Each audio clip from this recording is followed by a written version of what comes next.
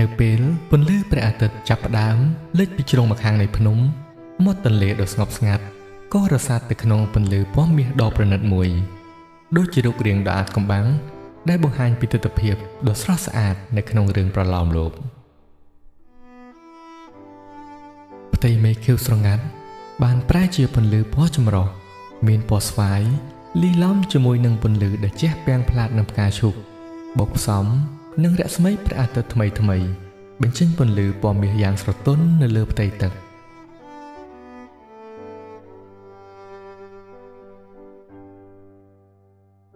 ទឹកទន្លេបែកដូចជាកញ្ចក់ដ៏ធំសម្បើមបញ្ចាំងត្រទាប់ពណ៌មាសពីរស្មីព្រះអាទិត្យនាថ្ងៃរៀបលិចប្រៀបដូចជាអុចអារម្មណ៍ឲ្យអស់នៅទុក្ខកង្វល់នានាដែលតានតឹងរីឯខ្យល់អាកាសធម្មជាតិក្តៅតិចដោយបានចំហាយទឹកជួយបន្សាបកម្ដៅធ្វើឲ្យអ្នកអង្គុយមើលថ្ងៃរៀបលិចទទួលបាននូវអាកាសធាតុមួយដែលសមល្មម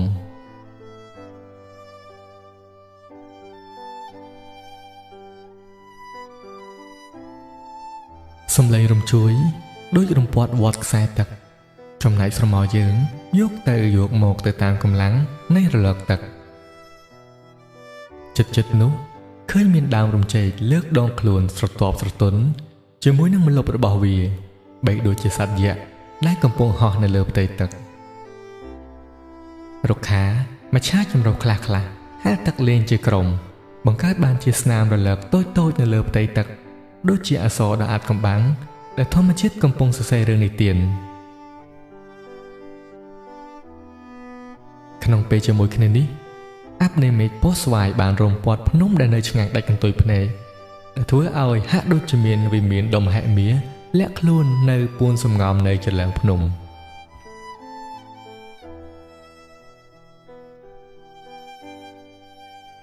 ពន្លឺពណ៌មាសដែលរាលដាលទៅលើផ្ទៃភក់ធំធេងនៃត្រើយម្ខាងបានផ្លាស់ប្ដូរពីវាលភក់ទៅជាទឹកដីដែលមានកម្រាលពណ៌ត្នោតភ្លឺរលោងនិងគ្មានស្នាមដានជាងមនុស្សណាម្នាក់បានជន់ធ្វើឲ្យខូចសណ្ដាប់ធ្នាប់ឡើយ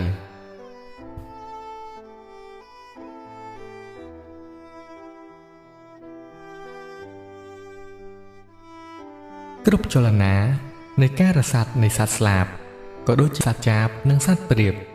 រហូតដល់ធ្វើឲ្យមានការកើនកំណើននៃរលកទឹកហាក់បីដូចជាត្រូវបានគ្រប់គ្រងដោយចង្វាក់ដ៏អាតកំបាំងមួយដូចជាក្បួនរបាំដែលធម្មជាតិបានរៀបចំសម្រាប់ធ្វើពិធីសោភ័ណលម្អនានាសូម្បីតែខ្យល់ដែលរសាត់ក្តីក៏ហាក់ដូចជានិយាយភាសាស្ងាត់ដោយនាំយកក្លិនប្រហើរនៃស្រូវសាលីពីទីជិតឆ្ងាយមកនៅពេលនេះមាត់ទន្លេមិនត្រឹមតែជាទីតាំងភូមិសាស្ត្រធម្មតាទេប៉ុន្តែក្លាយជាសោភ័ណភាពដ៏ស្រស់បំព្រងដែលព្រះអាទិត្យបានប្រទានជីវិតនិងទេសភាពដ៏រស់រវើកទៅដល់ផ្ទៃសាគរប្រៀបដូចជាបើកទ្វារចូលទៅក្នុងឋានានុក្រមនៃប្រឡោមលោកមួយ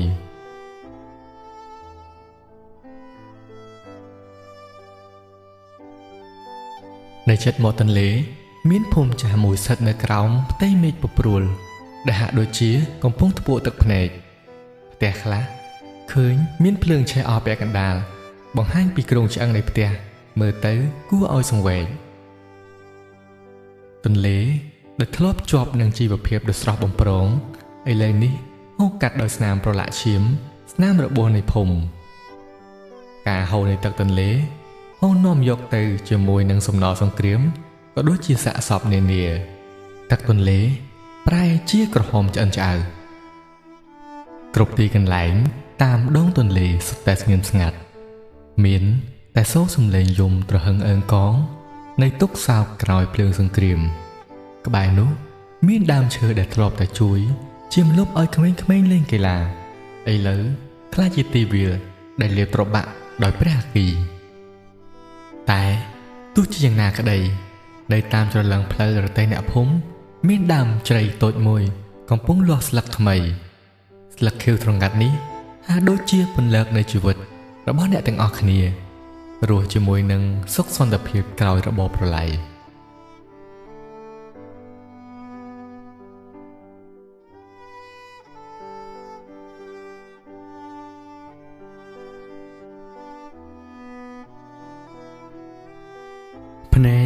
កំពុងមមីប្រាំងបើជាមួយនឹងរាងកាយដូចស្គមស្គាំងរបស់យុវជនម្នាក់ដែលមានតែស្បែកគ្របដណ្ដប់ដោយឆ្អឹងក្រោយពីរបបប្រឡាយ3ឆ្នាំ8ខែនិង20ថ្ងៃមក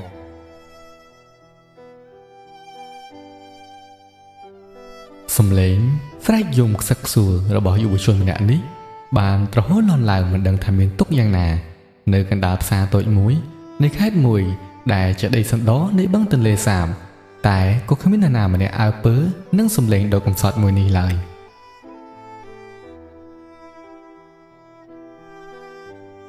មិនយូរប៉ុន្មានសំឡេងកាក់ធ្លាក់ចូលក្នុងចានថ្មដែលដាក់នៅពីមុខយុវជនម្នាក់នោះបានលាន់ឮសូរគ្រើងស្របជាមួយនឹងក្លិនដ៏ក្រអូបចម្លែកម្យ៉ាងមកដំណើរគ្នារួចក៏មានវិចារយ៉ាងស្រទន់ជាមួយនឹងសូរស័ព្ទនៃជាសំនៀងខ្មែរមិនសូវច្បាស់មកថាបងប្រុសត្រូវតស៊ូឡើងក្នុងពេលនេះខ្លួនត្រូវតែជាទីពឹងខ្លួនការជោគជ័យមានតែសម្រាប់អ្នកដែលរឹងមាំតែប៉ុណ្ណោះ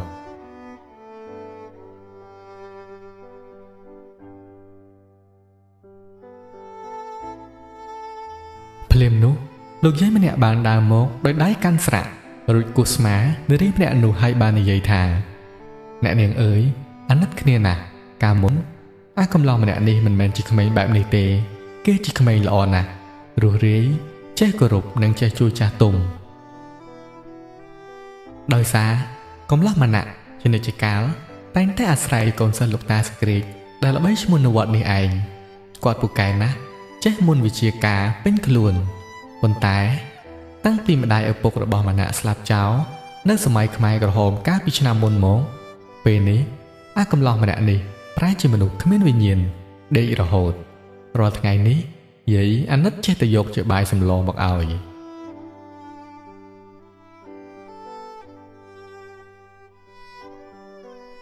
រួចហើយលោកយាយម្នាក់នោះក៏បាននិយាយទៅកាន់យុវជនម៉ាណៈថាម៉ាណៈអើយល្មមនឹងធ្វើចិត្តបានហើយក្មួយមនុស្សកើតមកតែងតែមានរូបមានទុក្ខសង្ខារមិនទៀងភ្លើងសង្គ្រាមបានឆក់យកជីវិតមនុស្សជាច្រើនមិនមែនមានតែឯងទេ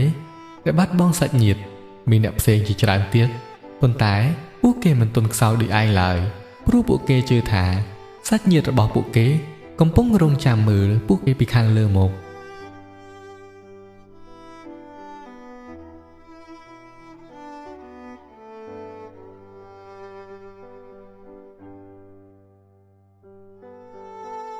តែទោះបីជាខំនិយាយច្រើនណាក៏ដោយ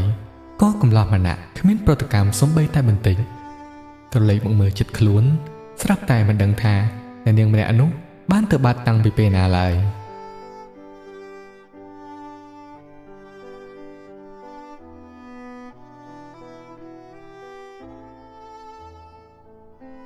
ភ្លាមនោះសម្រាប់ជើងនៃក្រុមមនុស្សមួយក្រុមបានដើរសម្ដៅមករកលោកយាយនិងកំឡោះម៉ាណៈមិនដឹងថាមានគោលបំណងអ្វីឡើយរីឯលោកយាយវិញ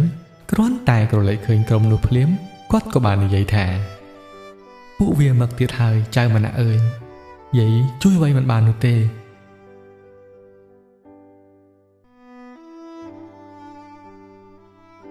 បន្ទាប់ពីសំឡេងសម្រាប់ជើងនេះមកដល់មានបារម្ភម្នាក់បានយកជើងទៅឆ្កឹះមើលកំឡោះម៉ាណៈរួចក៏បានពោលថានៅរស់តើហើយជីវិតថោកទាបដូចឯងនេះនៅនាំតែធ្ងន់ផែនដីនោះទេការពិតបរិសុទ្ធនេះគឺជាកូនប្រុសលោកដង្ខៅនៃរោងម៉ាស៊ីនកិនស្រូវដែលមានទ្រព្យសម្បត្តិស្ដុកស្ដំនៅក្នុងស្រុកពួកគេតែងតែធ្វើបាបរាងកាយម៉ាណៈទុកជាការកំសាន្តរបស់ពួកគេក៏តែលើកនេះរៀងប្លែកគឺថាមាននារីស្រស់ស្អាតម្នាក់ក៏បានមកជាមួយពួកគេដែរម៉ាណៈបានខំងើយទៅមើលនារីម្នាក់នោះទាំងដែលរាងកាយកំពុងត្រូវបានជន់ទាំងនោះវាយដំ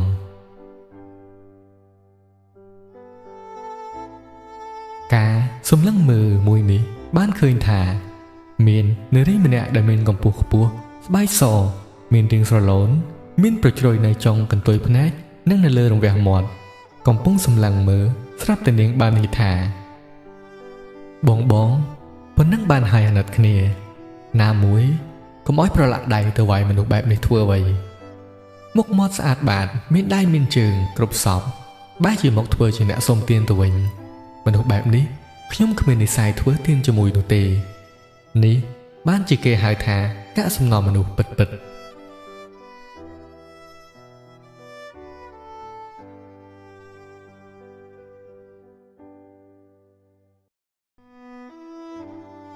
បន្ទាប់ពីនិយាយពាក្យថ្មេះតេះដៀលគ្រប់សពពួកគេក៏បានសើចក្នុងន័យមើលងាយដើម្បីជាការកំសាន្តសប្បាយដោយមិនគិតពីអារម្មណ៍យុវជនដ៏កំសត់ម្នាក់នេះឡើយក្រឡេកទៅកំឡុងណៈវិញបានខំប្រឹងយកដៃច្រត់ដីឡើងអង្គុយ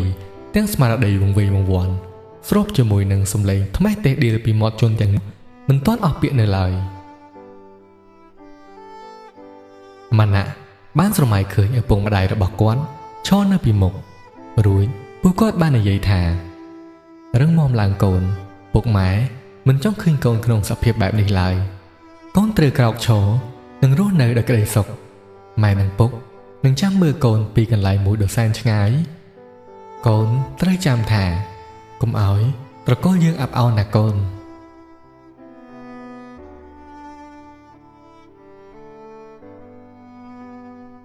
ការវង្វេងវង្វាន់លើកនេះ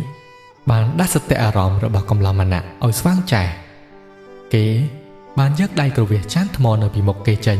រួចក៏បាននិយាយថាខ្ញុំមិនមែនអ្នកសុំទាននោះឡើយរួចគេក៏បានព្យាយាមក្រោកឈរតែដែលរាងកាយកំពុងទ្រុឌទ្រោមរួចក៏បាននិយាយបន្តទៀតថានាងជាអ្នកណាមានសិទ្ធិអ្វីនឹងមកត្រូវមាក់ងាយខ្ញុំរួចហើយនាងម្នាក់នោះក៏បាននិយាយតបវិញថាអូតែសម្រាមជានិយាយមែនទេហេតុអ្វីខ្ញុំមើលងាយលោកមិនបានមើលសភាពខ្លួនឯងទៅសោកក្បាលកន្ទ្រីងកន្ទ្រើងក្លិនវិញដូចគម្រោងមនុស្សធន់ទាបដូចនាងនេះរស់នៅនាំតែគុណបន្ទុកដល់ផែនដីនោះទេ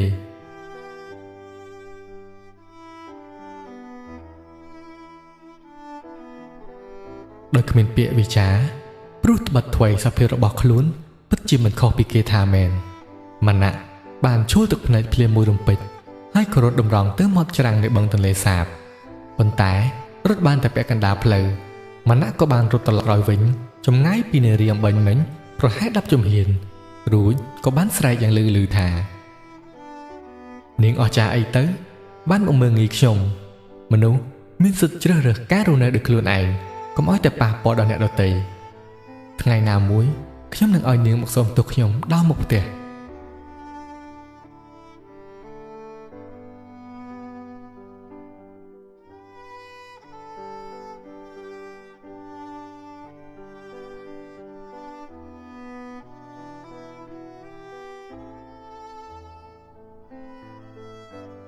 ប្រលឹមប្រហៀមឈានចូលថ្ងៃថ្មីបាសាបាសីហោះហើរត្រកង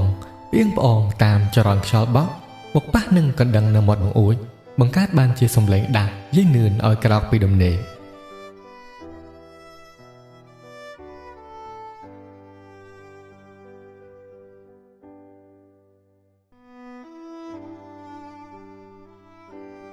យាយនឿនគាត់ងើបឡើងលើកទ្វារធ្វើពីឈើប្រក់ស្លឹកត្នោតដោយលើកទៅដាក់ចំហៀងខាងឆ្វេងដើម្បីបើកទៅលុបលាងស្អាតមុខនៅពីខាងមុខផ្ទះប៉ុន្តែទើបតែទាញបានពាក់កណ្ដាលក៏ឃើញមុខម៉ាណាអោនមុខយ៉ាងជិតទ្វារយាយនឿនក៏បានភ្ញាក់រួចស្រែកថាស្លាប់ហើយម៉ាណាចង់ឃើញលោកយាយអាយុខ្លីមែនទេបានមុខបែបហ្នឹងកំឡោះម៉ាណាក៏បាននិយាយថាជំរាបសួរលោកយាយអរគុណរយៈពេល2ឆ្នាំកន្លងមកដែលដាក់ទានជាម្ហូបអាហារដល់ខ្ញុំ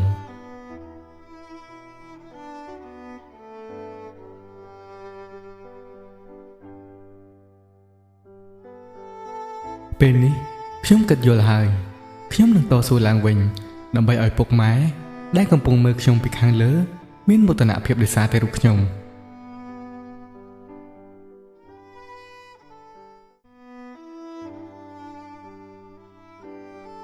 យាយនឿនក៏បានតបថាល្អហើយតោះទៅងូតទឹកសម្អាតខ្លួនសិនទៅនឹងអាចទៅកាត់សក់យកស្រីសួស្ដីចៅនេះយកអង្គរមួយថង់និងចេញមួយស្លឹកទៅឲ្យតាមមួយកាត់សក់នៅជិតផ្សារជិតក្បែរមាត់ទន្លេរួចប្រាប់ថាឈ្មោះយាយទៅគាត់នឹងកាត់ឲ្យហើយ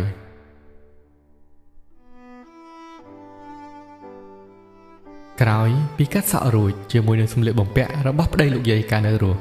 ធ្វើឲ្យលោកយាយនិយាយថាយី អាម៉ាណៈសង្ហាម្លេះចៅដូចទូកូនអញ្ចឹងតែទាស់រៀងស្គមបន្តិច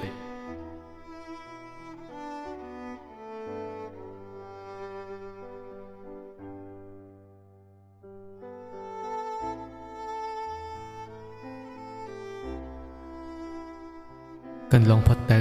ជាច្រើនថ្ងៃឯកំឡោះម៉ាណៈបាននៅជាមួយលោកយាយនឿនគេជាក្មេងឧស្សាហ៍ខ្លាំងណាស់រែកទឹកដាក់ពាងពុះអស់ទៅជួយដកក្រៅឈូកដើម្បីឲ្យយាយយកទៅលក់នេះគឺជាមុខរបររបស់យាយនឿនដែលចិញ្ចឹមជីវិតគាត់មកដល់សពថ្ងៃមិនត្រឹមតែប៉ុណ្ណឹងម៉ាណៈថែមទាំងចេះការងារចង្ក្រានជើងឆ្នាំងយ៉ាងស្ទាត់ជំនាញទៀតផង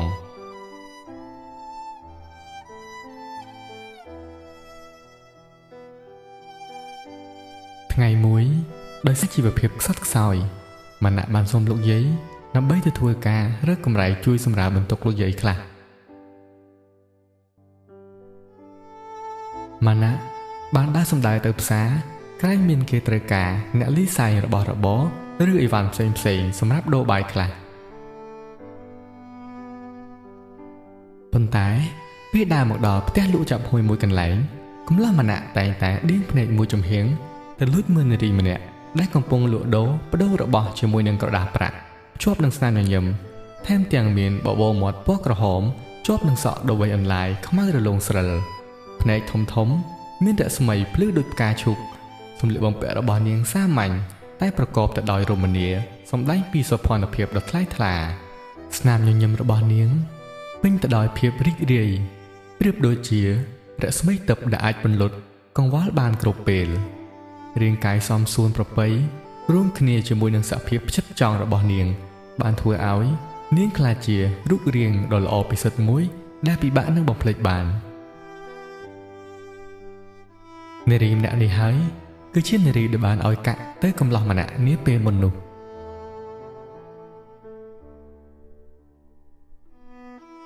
គ្រានោះនារីម្នាក់នេះក៏បានងាកសម្លឹងមកមើលកំឡោះម៉ាណៈវិញរួចជ្រួញចិញ្ចើមបន្តិចប្រហែលជាឆ្ងល់នឹងអ្វីមួយរួចហើយក៏និយាយថាខ្ញុំដូចជាប្រហែលបរិបម្នាក់នេះនៅកន្លែងណាយ៉ាងម៉េចទេ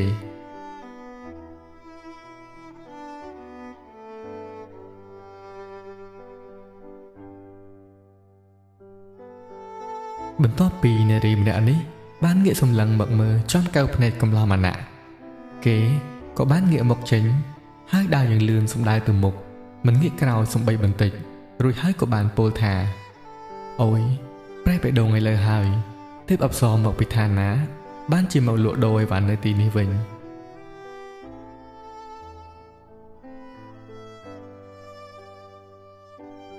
ដំណើរនារីលក់ឆាប់ហួយកូនហេចិនាងគឺជាអ្នកផ្លាស់ទីលំនៅថ្មីនៅក្នុងភូមិក្រោយពីសង្គ្រាមបានបញ្ចប់នាងមានឈ្មោះថាស៊ីវលីងជានារីកូនខ្មែរកាត់ចិនអាយុ17ឆ្នាំដែលមានម្ដាយជាខ្មែរនិងឪពុកជាចិនប្រកបដោយរូបសម្បត្តិល្អលើសគេសម្បល់សដោយមណ្ឌលចេកអ្វីដែលកាន់តែពិសេសទៅទៀតគឺនាងមានអរិយាបថសមសួនរំទុំមានកម្លោះនៅក្នុងភូមិជាច្រើនតែងតែលេបខែជាពាក្យសម្ដីតាមរយៈការចូលមកទិញអីវ៉ាន់តែនាងមិនតបតអ្វីច្រើននោះទេមានតែពាក្យថាញញឹមពាក្យប្រចាំរបស់នាងគឺអរគុណបងអរគុណពូ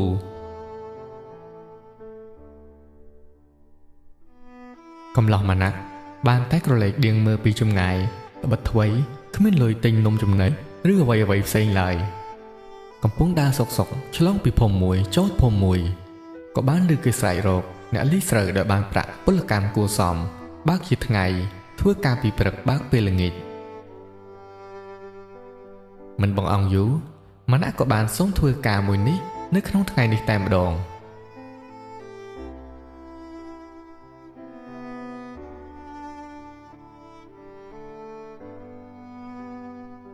មិនដឹងជាហេតុភេទចៃដន្យឬយ៉ាងណារោងម៉ាស៊ីនកិនស្រូវនេះជារោងម៉ាស៊ីនស្រូវរបស់លោកតាសក់សដែលត្រូវជាឪពុកនារីឆ្នះឆ្នើមដ៏ស្រស់ស្អាតរបស់យើងដែលបានដៀលម៉ាណៈយ៉ាងកប់មាត់នៅថ្ងៃមុននោះនាងមានឈ្មោះថាសារ៉ាសារីតាហើយក្រៅកញ្ញាម្ទេសខ្មាំងព្រោះថាអត្តចរិតរបស់នាងគឺប៉ះមិនបានតែម្ដងកាចឆ្នះគ្មាននរណាប្រៀបពាក្យស្ដីគំរោះគំរើយតែបើនិយាយពីសម្រស់វិញនារីម្នាក់នេះមានរូបរាងស្អាតខ្លាំងណាស់ស្បែកមុខរបស់នាងផូរផង់រលោងដោយលាបប្រេង ប្រកបទៅដោយសម្បុរស្រស់ថ្លាដោយទឹកដោះគោសក់វែងខ្មៅរលោងធ្លាក់ប្រប់ស្មាបង្កើតបានជារូបភាពដ៏ទន់ភ្លន់ប្រៀបបាននឹងផ្ទាំងគំនូរមួយផ្ទាំងដែលបានគូសល្អឥតខ្ចោះដោយវិចិត្រករយ៉ាងប្រណិត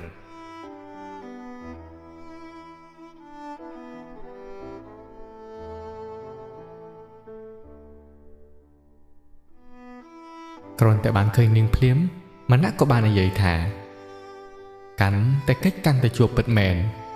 រួចហើយ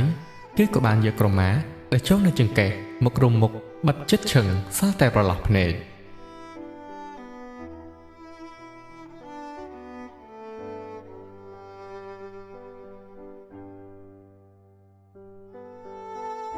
ថ្ងៃរសៀលឈៀលបេះដូងឲ្យខងលងនឹងសម្រស់ថ្ងៃលិចមនុស្សម្នាគ្រប់គ្នានៅក្នុងរោងម៉ាស៊ីនក៏សប្បាយចិត្តព្រោះអ្វីត្បិតតែដល់ម៉ោងសម្រាកបានបើកប្រាក់យកទៅប្រើប្រាស់តាមតម្រូវការរៀងៗខ្លួន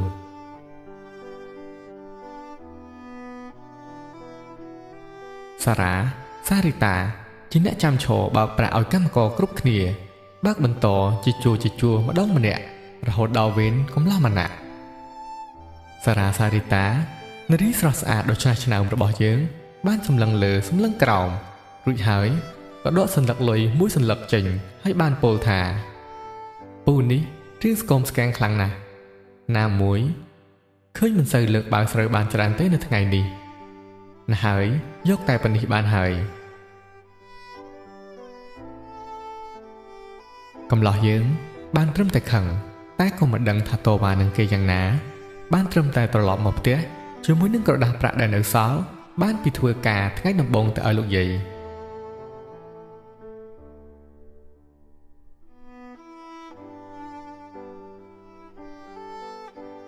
ថ្ងៃរសៀលកាន់តែជ្រេសម្រស់នៃដងទន្លេនៅពេលថ្ងៃរៀបលិចដែលមានដងទេទន់ទៅជាប់នឹងមាត់ទឹកបង្កើតបានជាកន្លែងអង្គុយរំសាយទុកដ៏ល្អឥតខ្ចោះថែមទាំងមានដីដុះនិងមានខ្សាច់យ៉ាងសក្បុសប្រៀបដូចជាមាត់ឆ្នេរសមុទ្រដើមដូងខ្ពស់ដែលឈរតាមជួរនៃដងទន្លេផ្ដល់នូវរូបរាងដ៏អង់អាចដោយមានស្លឹករបស់វាវែងរៀងរាំពុតពេនចុះឡើងតាមកម្លាំងខ្យល់បក់នេះគឺជាកន្លែងដែលម្នាក់តែងតែមកអង្គុយលេងសឹងរាល់ថ្ងៃទុកចាស់ជាប់នឹងមាត់ច្រាំងដែលចងខ្សែភ្ជាប់នឹងគល់ដូងជាទុកដែលម្នាក់បានធ្វើឡើងជានិច្ចកាលគេតែងតែជិះទុកនេះទៅមករហូតដល់ស្គាល់ពូនេសាទនៅទីនេះសឹងគ្រប់គ្នា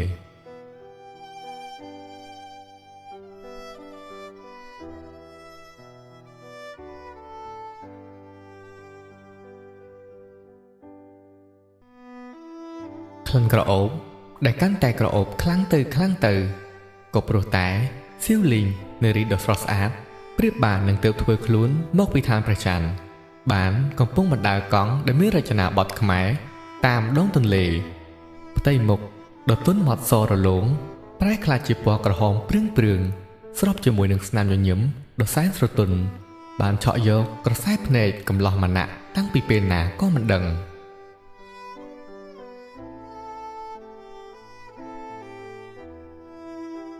ដំណើរនៃការបោះកង់កាន់តែខិតជិតដល់គល់ដូងទេដែលជាកន្លែងអង្គុយរបស់កំឡោះម៉ាណៈស្រាប់តែសៀវលីងបានវិចារសួរដោយចម្ងល់មកកាន់កំឡោះម៉ាណៈថាតើបងជាបងម៉ាណៈមែនទេម៉ាណៈក៏បានញញឹមរួចបានឆ្លើយតបយ៉ាងសុភាពរម្យទមថាបាទខ្ញុំគឺម៉ាណៈស្នាមញញឹមផុសឡើងភ្លាមពីផ្ទៃមុខដ៏ផូរផង់របស់សៀវលីងរួចក៏បានបន្តសំនៀងឡើងថាអញ្ចឹងតើទើបមួយរយៈក្រោយនេះប្អូនទៅផ្សារមិនដែលឃើញបងសោះប្អូននឹកស្មានថាបងចាក់ចេញពីក្នុងស្រុកភូមិនេះហើយទេតើម៉ាណៈក៏បានឆ្លើយតបទៅវិញថាឆ្លងកាត់អស់រយៈពេលនឹងរឿងរ៉ាវជាច្រើនបន្ទាប់ពីជួបប្អូនធ្វើឲ្យបងហាក់ដូចជាមានអារម្មណ៍ថាចង់តស៊ូនឹងឆាកជីវិតម្ដងទៀតបងពិតជារំភើបខ្លាំងណាស់មិនស្មានថាប្អូនចាំមនុស្សមិនបានការដូចបងសោះ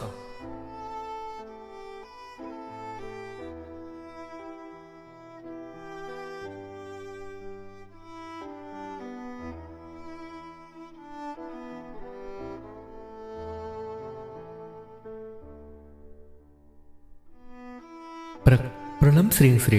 ជីនឿនបានរៀបចំវិចបាយប្រហុកដុតខ្ជាប់ដោយស្លឹកចេក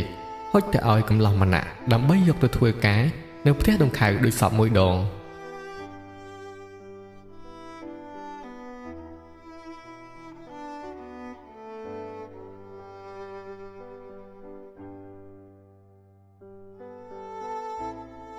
កន្លងហួសរយៈពេលជាច្រើនថ្ងៃមិនយូរប៉ុន្មានដង្ខៅដែលជាម្ចាស់នៃរោងម៉ាស៊ីនកិនស្រូវបានកត់សម្គាល់ទៅលើកំឡោះម៉ាណាក់ថាជាមនុស្សដែលឧស្សាហ៍ព្យាយាមអត់ធ្មត់ខិតខំធ្វើការប្រឹងប្រែងមិនដែលត្អូញត្អែម្ដងណាឡើយ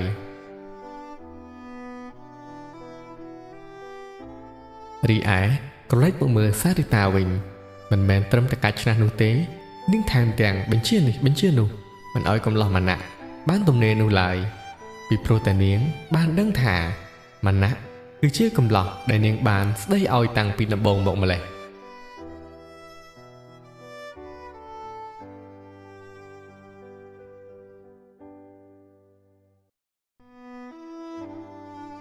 បើទោះបីជាមានការស្ដីបន្ទោស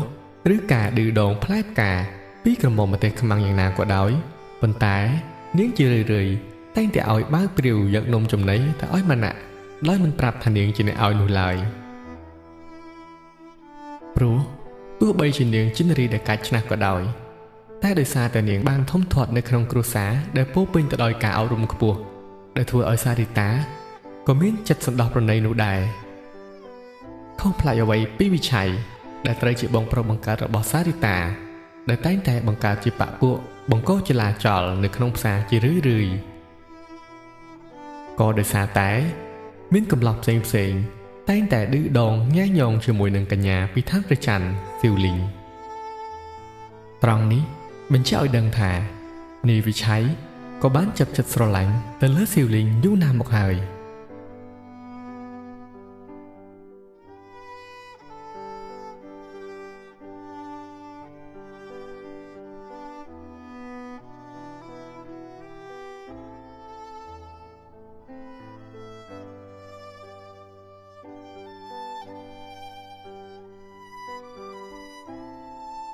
រសៀលនេះក៏ដូចជារសៀលសពមួយដងថ្ងៃនេះម៉ាណាក់បានសន្យាថានឹងបង្រៀនស៊ីវលីងជិះទូកក៏ព្រោះតែស៊ីវលីងជាកូនចៅកាត់ចិនមិនដឹងពីរបៀបជិះទូកថ្នោតនោះទេដងស្ទឹងដោយសារវាអនឡាញស្របជាមួយនឹងអាកាសធាតុត្រជាក់បន្តិចការសន្ទនារវាងក្រមុំកំឡោះទាំងពីរកាន់តែស៊ីជម្រៅពួកគេរៀបរាប់ពីកុមារភាពដ៏សែនសប្បាយរីករាយរហូតមកដល់ពេលសង្គ្រាមនឹងធ្វើឲ្យពួកគេបែកបាក់គ្រួសារថែមទាំងរៀបរាប់ពីគម្រោងជីវិតនៅថ្ងៃអនាគតរបស់ពួកគេប្រាប់គ្នាផងដែរ